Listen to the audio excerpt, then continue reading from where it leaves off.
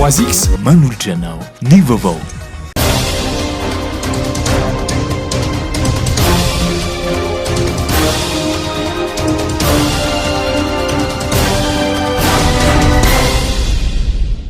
Akafaliantrany ray tompoko lasy tompoko vavy no tsy tena nitokantranonao amin'izao asabotsy fa 2 ny volana aogositra taona 2024 izao. Atolotra anao ny araba ary asainam-panajana ianao hanaraka ny vaovao hatramin'ny farany. Etontsika manomboka ny fotoana amin'ity hariva ity dia ny fitsidiham-paritra izay nataon'ny filoham-pirenena Andry Rajoelina omaly tany amin'ny faritra Antsinanana. Ilamin-tsaina amin'izay ireo mpampiasa ny lalam-pirenena faharoa notokanana omaly ny brigade routière spéciale ho an'ny gendarmerie pirenena sy ny aire de repos et de service de repos tao Sahamamy commune Ranomafana Est district ny Brickaville Fanadindiana miaraka amin'ny sariny namana Vola Ravoavy. Nandritra ny fitsidihan'ny filoham-pirenena Andry Rajoelina ny faritra Antsinanana dia notokanana omaly ihany koa ny brigade routière spéciale ho an'ny gendarmerie sy ny aire de sécurité de service de repos tao Sahamamy commune Ranomafana Est district ny Brickaville. Nambaran'ny filoha tamin'ny lahatenina taony isan'ny vaindohan-draha rano fitondram-panjakana sy ny fitoniana sy ny fandriampahalemana ho an'ny vahoaka izay tafiditra ao anatin'ny velorano voalohany. Izany indrindra hoy izy no antony nametrahana ity brigade routière spéciale eto Sahamamy Brickaville faritra Antsinanana ity isorohana ireo tsy filaminana rehetra manotohina ny lalam-pirenena faharoa eto amin'ny PK 370 izay mampisasaka ny lalam-pirenena faharoa no nametrahana ity foto-drafitrasa manara-penitra ity. Betsaka mantsy ny fitarainana satria rehefa mandeha ireo fiara mitatitretana dia betsaka ny fanafiana. Tamin'ny herinandro zao dia misy mihitsy no mianika ao aorianany reny conteneur ireny, mamahany reny conteneur ireny eny am-pandehanana ary betsaka ny entana very. Misy ny manaka-ndalana an'ireo taxi brosy. Zay nametrahana an'ity brigade routière spéciale ity. Tsy maintsy mametraka zavatra manara-penitra isika mba hametrahana ny filaminana, mba ilamina ny filaminana amin'ny fifamezivezena amin'ity lalam-pirenena ity. Vita ihany koa ny toeram-pialatsasatra na ny aire de sécurité de service et de repos, toerana natao akanaina sy ialana voly ary isakafoanana manara-penitra no naorony ny fitondram-panjakana. Inona avy moa ny zavatra ho hita ao anatin'ireo aire de repos dia mazava ho azy fa misy ny toeram-pisakafoanana na ny hôtely. Tsy nataontsika intsony hoe matetika tsika rehefa miteny dia hoe hôtely gasy dia ratsy satria izay ilay zavatra napetraka atao anatintsika raha hôtely gasy dia efa ratsiratsy ny sakafo, ratsiratsy ny seza. Fa ato zany dia hôtely gasy manara-penitra no ataontsika satria dia tena madio ary manara-penitra izany toeram-pisakafoanana izay apetratsika izany. Ny toeram-pidiovana manara-penitra, ny trano fivarotana an'ireo entana izay hitondrana ny voandalana na ny asa tanana malagasy io na ny voankazo na ny vokatra izay voakariny ety amin'ny faritra eto a Brickaville sy ny manodidina ihany koa. Ao anatin'izany zany dia 10 000 m² no atao an'io toerana io ary mbola isy ihany koa station de service atao eo. Zay zany ny zavatra ho ataontsika. Ho ampahasairana naraka izany ireo mpampiasa ny lalam-pirenena faharoa na eo amin'ny lafiny tsy fandriampahalemana na eo amin'ny fialan-tsasatra ho an'ny mpamily sy ny mpandeha. Ny tanjona hoy ny filoha dia ny ametraka foto-drafitrasa manara-penitra toy izao manerana ny lalam-pirenena rehetra manerana ny Madagasikara. Mbola hijanona eo amin'izay resaka politika izay antsika manoloana ny resabe mahakasika ireo mpikambana. Teo anivon'ny gouvernemanta vaovao dia naneho ny heviny Andriamatoa Hery Rasomarimaka governorana Analamanga Fanadindiana. Tsy ahita olona tsisy pentina araka ny teneniko tampoka barika teo na ivadiny le olona mitatatata sy manaratsy sy mitady rehetra ireo anontany koa no lasany vadiny.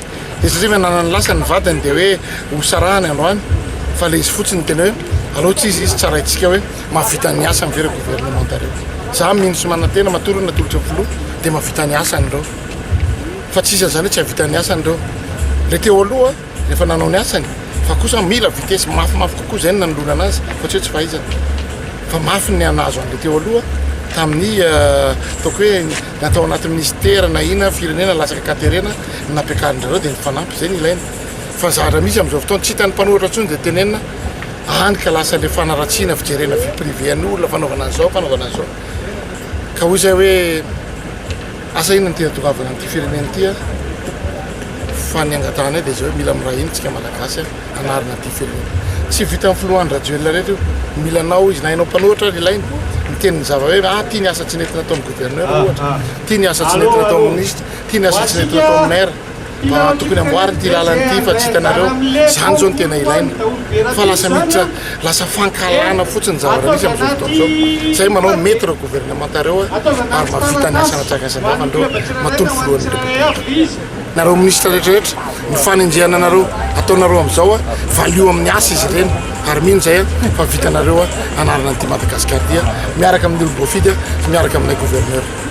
Mitony faneho-kevitra mahakasika ity ministra ity manoloana ny resabe ihany koa dia naneho ny heviny ireo tanora mpiaradia amin'ny Andriamatoa Brice Randrianasolo nambaran'izy ireo fa tokony hiverina amin'ny fanapahan-keviny ny filoham-pirenena malagasy ndeo rahantsika ny fanadihadiana araka ny fanambaran'izy ireo. Miarahaba ny vahoaka malagasy tsy vaky volo ary miarahaba ny filoham-pirenena hajaina ary misaotra azy amin'ny safidy zay niantefa amin'ny Andriamatoa Brice Randrianasolo hitazona ny ministera ny mines sy ressources stratégiques manoloana an'izay tokoa dia malahelo ny tenanay côtier satria nitady tokony Andriamatoa Filoha nahita vato nefa resaka tsaho any amin'ny Facebook no raisin'ny Filoha ampiantonana ny olona zay hampandroso an'ity Madagasikara raha manana ity satria ny anarany ary fantany ary fampianarany ny zany resaka mine zany fa le olona zay zatra gaboraraka sy mpangoron-karena eto amin'ny tany sy ny firenena no tena tsy tia ary tsy ahita tombony amin'ny mangarahara zay hoentiny io ministra vaovao ka manoloana zany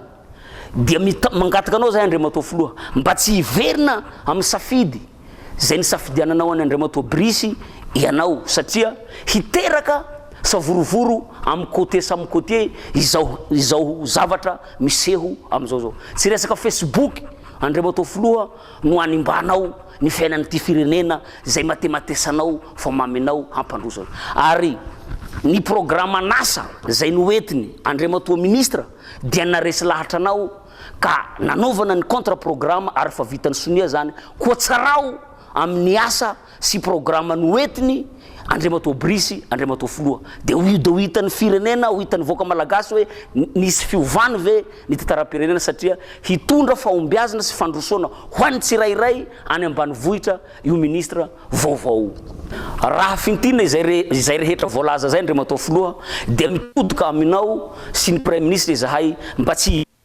amle décision avy any baka ambolohany nanendrena ny Andriamatoa Brice Randrianasolo ary miangavy dia miangavy anao zahay Andriamatoa Brice Randrianasolo mba tsy hametra-pialana ary tsy manaiky ny fametranao fialana ny zanaky ny côtier dimy zay misolo tena eto saotra tompoko. Lafiny toekarena mbola ampitsara entina amalina ny filan'ny mponina ny amatsinana Antananarivo amin'ity taona 2024 ity ny rano ao tsy azo mpaniry anambara ny tali generaly Jirama efa nampitomboana izy ny famokarana rano ao Mandriseza faharo fanadihadiana Jemy Maradaniel sy Tsiry Rakotoarson. Raha tsy ampy raha tsy metatra toratelo ny filana amin'ny famatsiana rano eto Antananarivo teo aloha dia efa manomboka mivay izany olana izany satria dia efa nampitomboana ny famokarana rano ao Mandriseza faharoa dia efa niampy famokarana hatrany amin'ny 4 metatra toratelo isan'andro amin'izao. Nanome toky ny tale jeneraly Jirama fa ampy amalina ny filanana Antananarivo eo amin'izay resaka famatsiana rano izay ny ao Atsiazy Paniry hatramin'ny taona 2024 ity. Hatreto aloha zany dia ampy tsara ny ranontsika zay ao Atsiazy Paniry zay amatsina ny ankapobeny ny mponina Antananarivo misy toerana hafa amatsina fa rano Atsiazy Paniry ny tena matsitsika Antananarivo ampy tsara ny rano amin'ity taona 2024 ity. Misy ihany koa zany ireo fitoby famokarana rano satellite les unités de traitement conteneurisé napetrakintsika amin'ny toerana anankivalo dia afaka herinandro vitsisa zany dia ho vita daholo izy rehetra ireo izay manatsara ny famatsiana rano eny amin'ireny faritra somary ivelan'ny tanàna Antananarivo ireny izay isan'ny tena nisedra olana rano tokoa tamin'ny taona maro lasa zay. Tsy maintsy tohizana le ezaka eto amin'ny tanàna Antananarivo satria mbola isy ihany aloha ny banga dia manohy an'izany miaraka amin'ny ministera misahana ny rano ny orinasantsika JIRAMA ary anisan'izany ezaka izany ny fanatsarana ihany koa ireo fantsona satria rehefa mamokatra rano ianao dia tsy maintsy taterina makany amin'ireo mpanjifa ny rano zany dia ny fantsonantsika fantatritsika fa efa antitra dia antitra kokoa dia hitanareo zao ialana tsiny moa ny mponina satria somary mandavaka ny arabe Antananarivo ny orinasantsika JIRAMA fa fanatsarana an'ireo fantsona fanovana an'ireo fantsona izay efa antitra be nanaovana an'ireny asa ireny ary ahitana vokatra eo zany rehefa tsara le fantsona dia mihatsara avy hatrany ny famatsiana rano ny mponina amin'ireny quartier anaovantsika asa ireny. Ny toetrany araka izany ny famahana ny olana ahafahana mamany olan-drano ho an'ireo mponina tsy ny eto Antananarivo ihany fa manirana nosy. Entina anatratrarana ny vinany fampandrosoana maharitra hisitrahan'ny malagasy rehetra rano fisotro madio, fa eo ihany koa ny tokony tandroina ireo sahandrika ahafahana mitahiry ireo rano.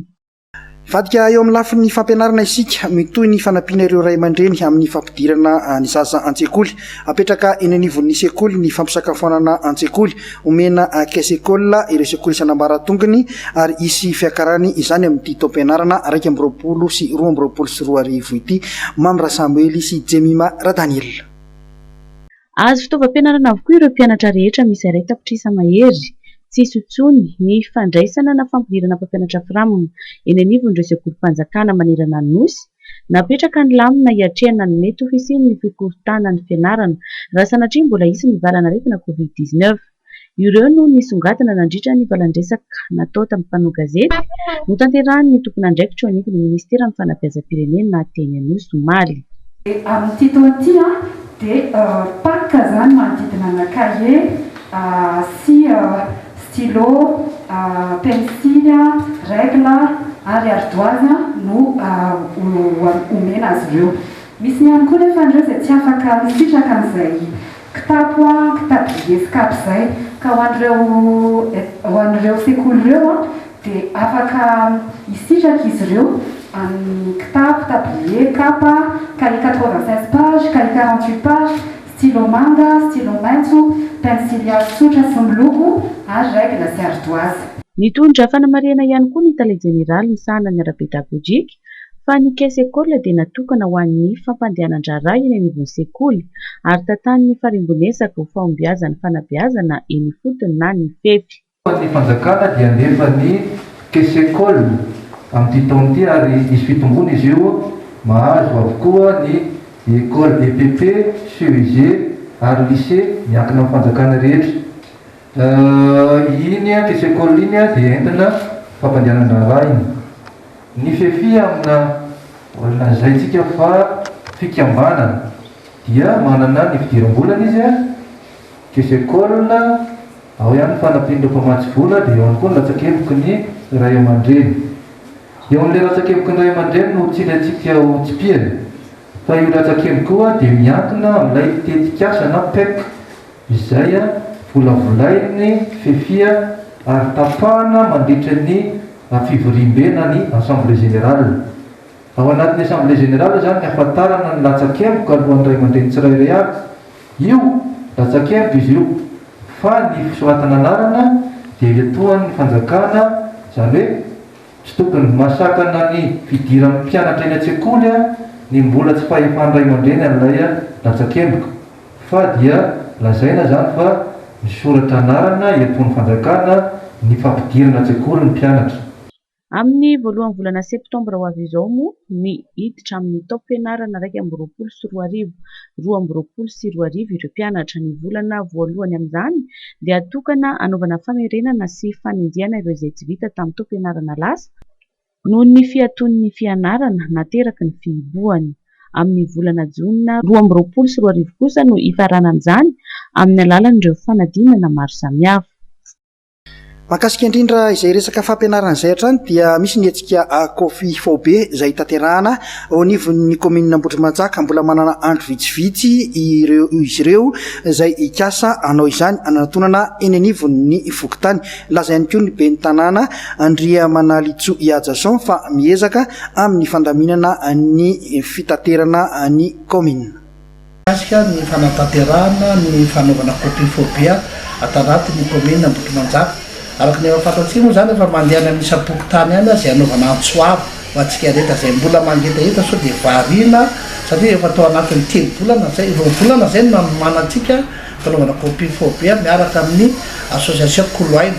Zany hoe komina Ambotrimanjaka moa zany dia mitady ny association io ifikambanana io hoe mba ahafahana manao kopi fobia ho amin'ny zaza latsaky mbe folo taona rehetra tanaty komina Ambotrimanjaka zay be da be mihitsy betsaka mihitsy tsy manana ny kopi io dia lasa mitaraina lasa manana fahasairana ny ray aman-dreny na fampianarana ny zanany amin'ny fotoana mety ilana ny kopi dia efa mandeha moa zany nomboka tany fiandohan'ny volana Août fanaovana kopi fobia tsy fara zany raha tsy any amin'ny faradovolatika dia manentana antsika rehetra koa hoe mbola mba hanakina satria natao amin'ny isam-pokotany fanatanterahana kopi fobia zay saorana be da be ny mpiara-mombonantoka sy mpiara-miasa rehetra manao tanteraka zany kopi fobia zany dia makasitraka indrindra hoe mitombo-pahasalamana zany sisy be teo zay miara-miasa akaika amin'ny association Koloaina fanatanterahana an'izay kopi fobia zay dia mbola manao antsoavo koa andeha mandeha rehetra so dia varina zavatra resantsika farany ngava dia mikasika ny fitaterana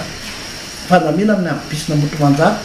Araka rehefa fantatsika moa zany dia misy fandaminana manokana irana amin'ireo coopérative efatra misy ato anatin'ny komina Ambotrimanjaka mitatra vokana Ambotrimanjaka miarety makana 67 zay avana 67 mamerina azy aty amin'ny komina Ambotrimanjaka.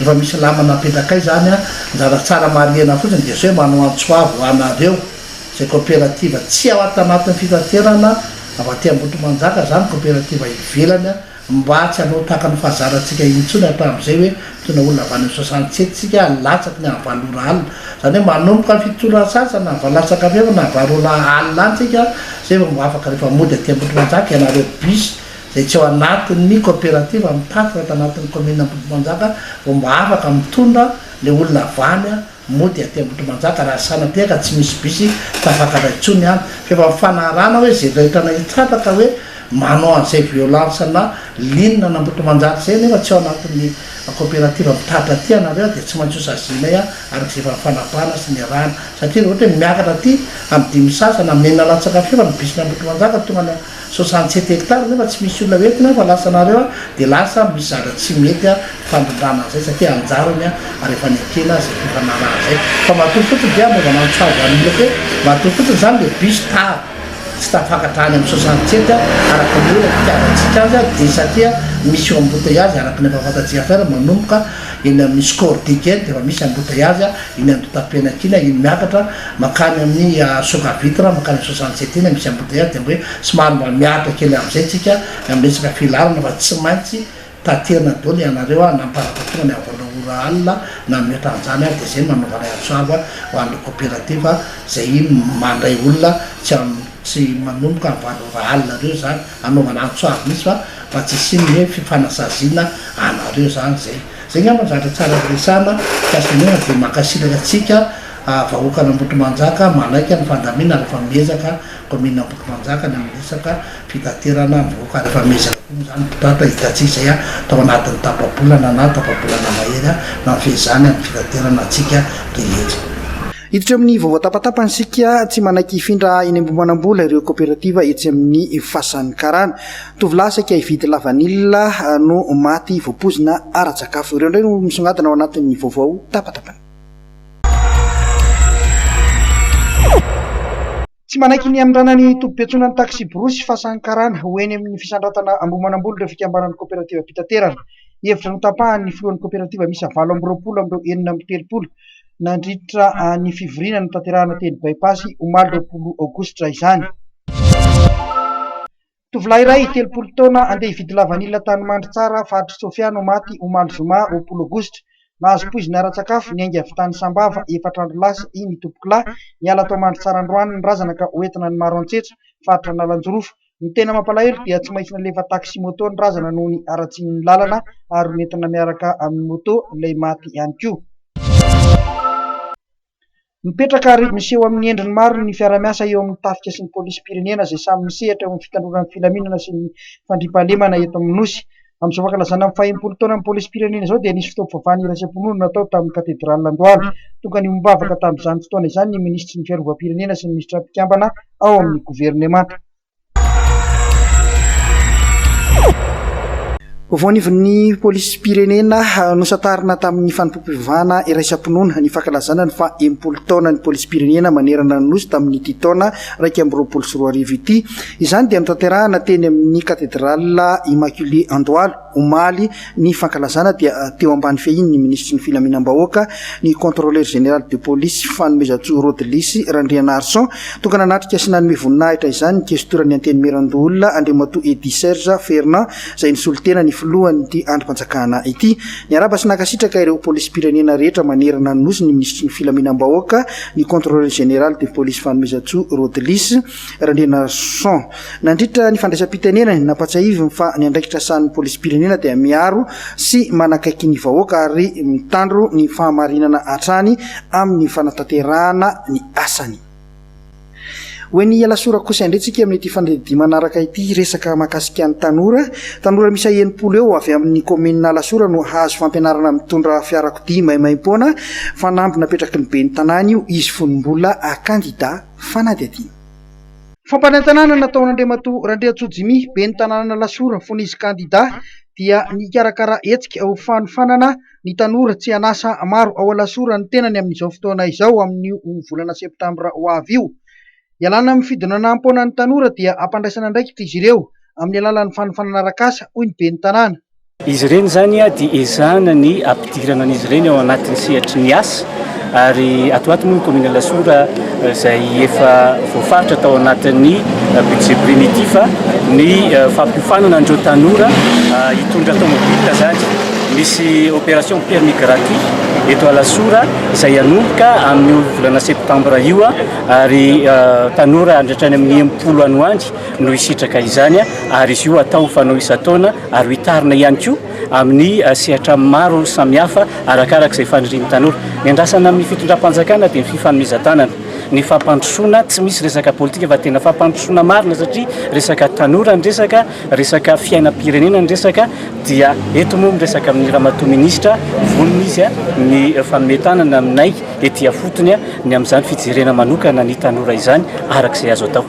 Ny tanora tantsahatra eto ny fanampinana azy ireo araka ny teneniko teo dia eo ampamolavolana ny formation mahakasika an'izany ny commune Alasora izay mandeha moa izy ao anatin'ny resaka marché public dia andeha alohan'ny farantaona zany io formation ho an'ireo tanora tantsaha piopy sy mpamboly fa tsy hoe mpamboly fotsiny ihany piopy sy mpamboly dia eo amin'ny teknika rehetra zany ara-pambolena sy ara-piompiana ireo no ampifanina azy ireo mba azon'izy ireo manatsara ny vokatra sy ny fari-piainany. Ny fitopolisan-tsaton'ny mponina eto Madagasikara dia tanora avokoa saingy mbola mihena ao anaty fahantrana ny akamaroan'izy ireo. Araka ny fanazavan'ny be ny tanàna dia hojereny manokana ihany koa ny fanampiana ireo tanora tantsaha. Ny tanora dia tokony ho fototry ny fampandrosoana eto Madagasikara hoy ny be ny tanàna ny Alasora. Isan'ny resabe ihany koa ny mahakasika ny arina fandrehatra manoloana ny fidangany ny vidin'ity arina kesika fandrehatra ity ary dia misy amin'ny tambazotra serasera izany dia ny GOFM groupement des opérateurs forestiers dia Moramanga izay misolitena ny mpitrandraka ala rehetra amin'ny orinasa Fanalamanga dia namoaka fanambarana mahakasika izay vidin'ny arina kesika fandrehatra izay. Misanda 2 ariary ny tokony ho vidin'ny arina kesika fandrehatra iray gony mena rirana 500 kilao eny amin'ny mpamongady ao Antananarivo. Raha ny tokony ho izy dia tokony tsy hihoatra ny 3,4 ariary ny varotan'ny mpanjara any amin'ny mpanjifa ao Antananarivo araka ny fanambarany ny vondron'ny mpitrandrakala GOFM mba hahazoana amin'ny fe araka ny tokony ho izy ny vidin'ny arina. Ny mpikambana rehetra miaraka amin'ny orinasa Fanalamanga dia nifanaraka fa ampitombo arak'izay azo atao ny vokatra arina hitobaka eny an-tsena. Eny fa na dia efa miena aza ny halatran-drahana ato amin'ny orinasa Fanalamanga. noho izany raha misy mivarotra arina kesika mihoatra izany vidiny voalaza etsy ambony ireo dia tompon'antoka tanteraka amin'ny fanararaotana sy fampiakarana amin'ny vidiny tsirary ny vokatra arina kesika varotana ato amin'ny fanalamangy ireo olona ireo. Raha misy tsy vonona ny andray amin'ireo vidiny voalaza ireo dia nanapa-kevitra ny kambana fa hanokatra tsenan'ny arina kesika ho an'ny mpanjifa ao an-tampon-tanàn'Antananarivo raha ilaina izany. Lafin'ny kolontsaina ho tanterahana ny 17 sy 18 aogositra izao etsy amin'ny AFT Andavamamba ny Carrefour de la Formation des Métiers et de l'Emploi andiany 15 anampy ireo tanora vao avy na hafaka baka sy ireo mitady asa ary ireo maniry ihany koa ny iova asa. Fanadidina Jemimar Daniel. Tsy ireo mpianatra vao avy afaka ny fanadinana baccalauréat ihany no azo tombony amin'ilay hetsika Carrefour de la Formation des Métiers et de l'Emploi andiany 15 fa eo ihany koa ireo efa manana asa saingy maniry ny iova asa noho ny antony maro. Manoro-hevitra sy manome tantsorika ho an'ireo maniry hanao izany ity hetsika ity. Mampiavaka an'ity Carrefour de la Formation des Métiers de l'Emploi ty raha hoe ampahana amin'ny salon des étudiants isan-karazany dia tsy ny mpianatra rery ihany no asainay ho tonga aty amin'ny Alliance Française amin'ny fotoana io fa ireo olona mitady asa ihany koa tsy voatery nefa ny hoe mitady asa ihany no ale aty fa mety hoe ireo olona ihany koa mikasa hanao an'izay hoe reconversion professionnelle zay zany hoe mety hoe tsy dia nahafapo anazy ny asa tany na ohatra hoe tena mitady zavatra vaovao mihitsy izy dia misy karazana centre manao an'izay resaka reconversion professionnelle zay aty amin'ny fotoana io.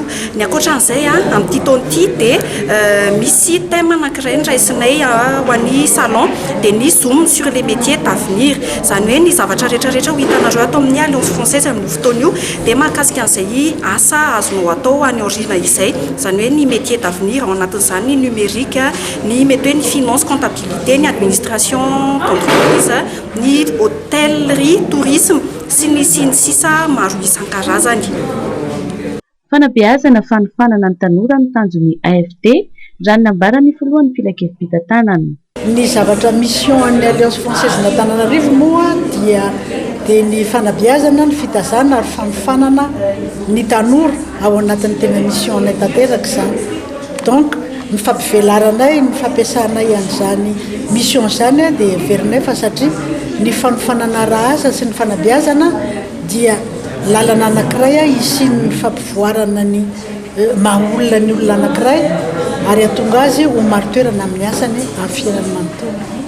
Misy araiky amby 30 ireo mpandray anjara ao anatin'ny hetsika Carrefour de la Formation des Métiers de l'Emploi izay ho tanterahana ny 17 sy 18 volana aogositra izao etsy amin'ny AFT Andavamamba. Manoana tanteraka ny hetsika fampiroboroboana ny fanabeazana tahaka izao ny orinasa Telma. Mpitsidika hatrany amin'ny 7 no andrasana amin'izany.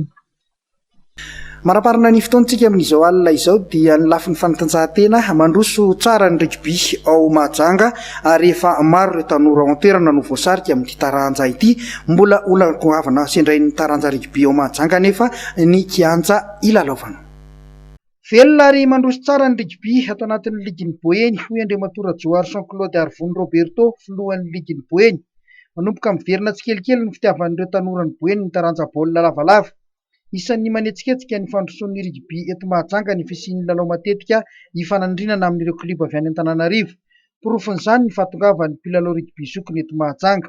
Mbola olana goavana ho an'ny mpilalao rugby eto an-toerana nefa ny kianja ilalaovana araka ny nambaran'ny filohan'ny ligy. Ny hoavin'ny rugby eto Boeny aloha zany raha ny tena marina dia angamba ny tena hoe resaka fahampandrosoana dia ny resaka infrastructure ny tena zavatra ngezabe. Resaka terrain zany tiako tenenina ao anatin'izay. Angamba nareo avy any Antananarivo mahita tsara hoe manahoana ny terrain ilalaovana eto amin'ny lalaovan'ny rugby ny faritry Boeny amin'izao fotoana izao.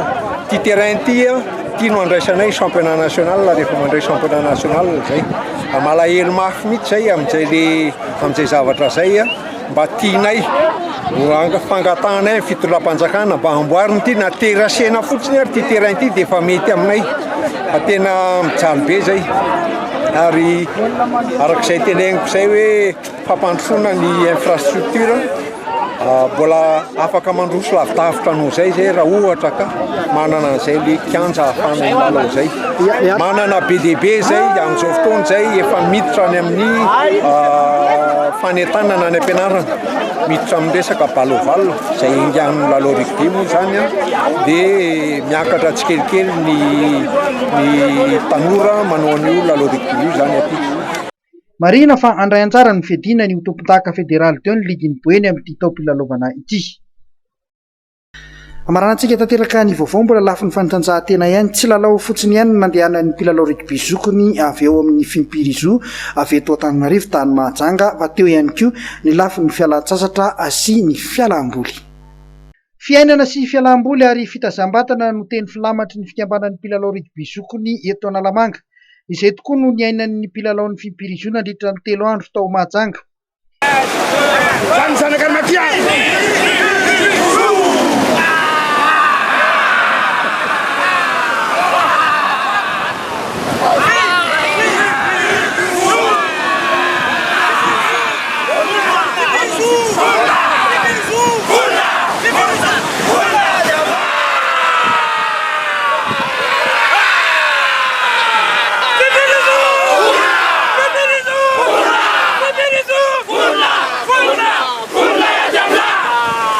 Isan'ny tena nanamarika ny diany izy ireo tany Mahajanga ny fitsangatsanganana teny amin'ny moron-dranomason'ny Grand Pavois.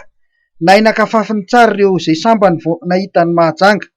Tena hafa mihitsy aloha ilay fandehanana aty Mahajanga satria ny tanàna ny mahita tanàna sady rivotra tena hafa mihitsy zany ilay rivo-dranomasina ny ankoatran'ny eo an-drenivohitra zany fa hoe tena hafa mihitsy.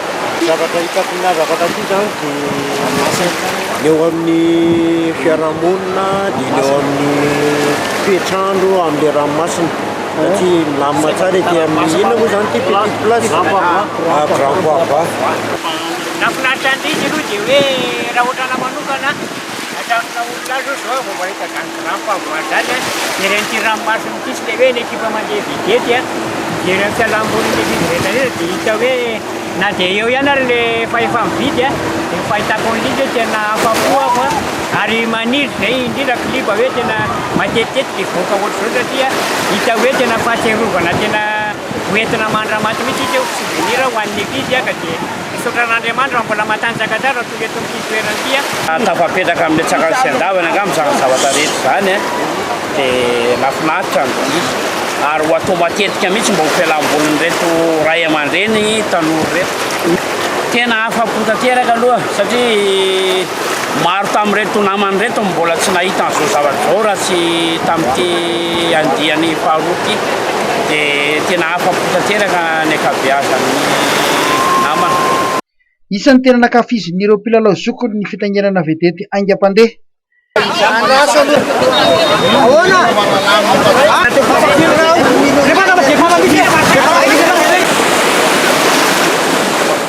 Nalain'ody ny mpilalao nahita ny tsiron'ny fitsangatsanganana teto Mahajanga, tsy misaraka amin'ny taranja baolina lavalava ihany koa ny hira.